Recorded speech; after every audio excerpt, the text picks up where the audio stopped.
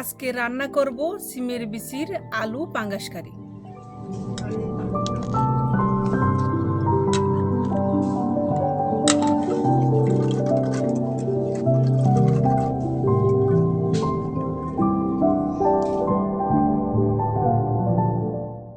সিমের বিচির সঙ্গে অল্প কিছু আলু কেটে দিব। আলুগুলা একটু পাতলা করে কেটে নিব। আলু বেশি একটা দিব না, যেহেতু সিমের বিচি আছে সঙ্গে। আর আলু কাটা শেষ।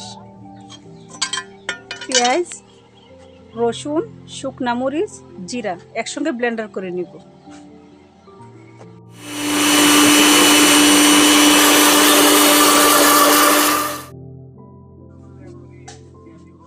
এখানে আছে পাঙ্গাস মাছ, লবণ, হলুদ দিয়ে মেখে নিব। ভালো করে মেখে নিব। মাখানো শেষ, এখন ভাজার জন্য নিয়ে যাব। চুলাতে হাঁড়ি বসিয়ে দিলাম। হাঁড়ি গরম হয়ে গেছে, এখন তেল দিয়ে দিব, সয়াবিন তেল। তেল গরম হয়ে যাওয়ার পর এখন দিয়ে দিব মাছ। পাঙ্গাস মাছগুলি ভেজে নিব।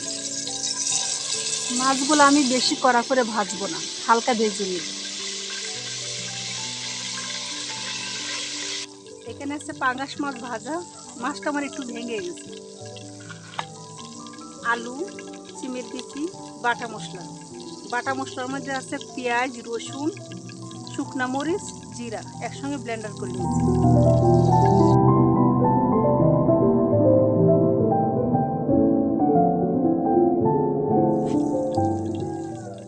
এখন বাটা মশলাগুলি দিয়ে দিব লবণ, হলুদ,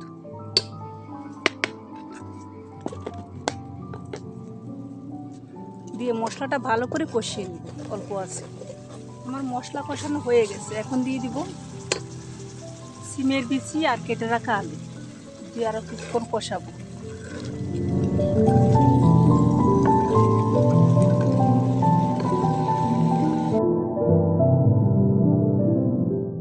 এখন কোনো পানি দিব না, পানি ছাড়াই কিছুক্ষণ কষাবো। ঢেকে দিব, একটু নেড়ে দিয়ে যাতে নিচে না লেগে যায়। আবারও একটু ঢেকে দিলাম। কষানো হয়ে গেছে, এখন পরিমাণ মতন পানি দিয়ে দিব।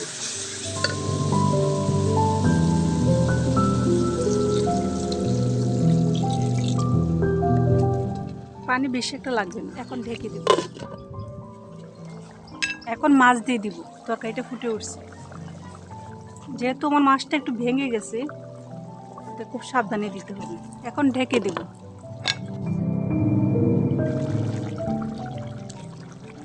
ঝোলটা আর একটু শুকাইলে ধনিয়া পাতা দিয়ে দেব।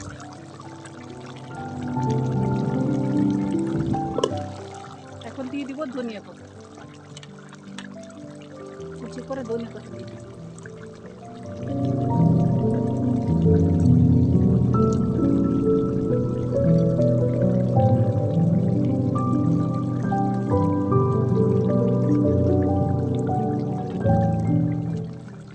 ঢাকনা দিয়ে কিছুক্ষণ রান্না করব। আমার রান্না শেষ, এখন নামিয়ে ফেলবো। সামান্য একটু ঝোল রাখবো। রেডি হয়ে গেল সিমের বিচির আলু পাঙ্গাস কারি। আমার রান্নার ভিডিও যদি আপনাদের ভালো লাগে, লাইক দিবেন, শেয়ার করবেন, কমেন্ট করবেন। মীরা রান্নাঘরের সঙ্গী থাকবে।